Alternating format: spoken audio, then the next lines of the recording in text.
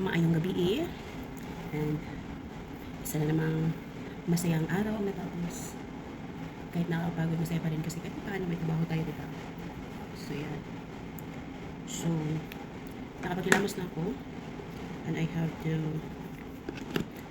nus-nus my face para wala yung mga alikabo. So, I'm using Eskinol papaya. So, ang botol ako yung idea kung saan siya para. Ang sagit, ouch! Kung saan ang tamang pag nus-nusan ako. But, oh my goodness. Ang hapti niya, guys.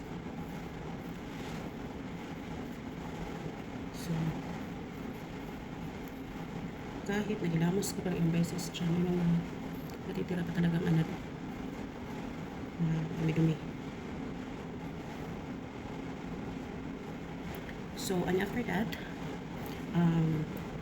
nagbutang ko aning Dr. Althea, Bisaya again, Dr. Althea 345. So, kabalo kung kano sana siya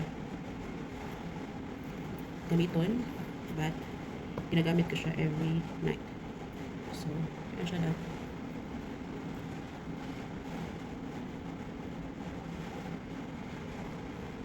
So, unti-unti lang, napadami lang yung lagay ko.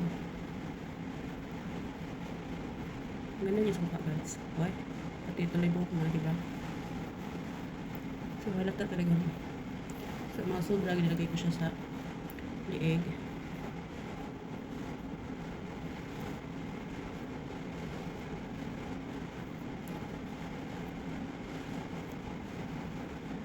Diba?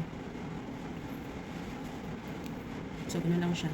And then, every night, nagabutang ko, not every night, but morning and night, or every time na mag-dry, ang atong lips, ang ito na pag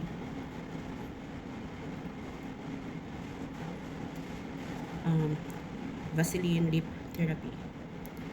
Ayan. Kaya lalo na karong tag-init.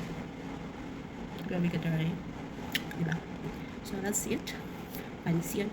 Diba? So, marato siya and good night kay diba? See? Ayan siya.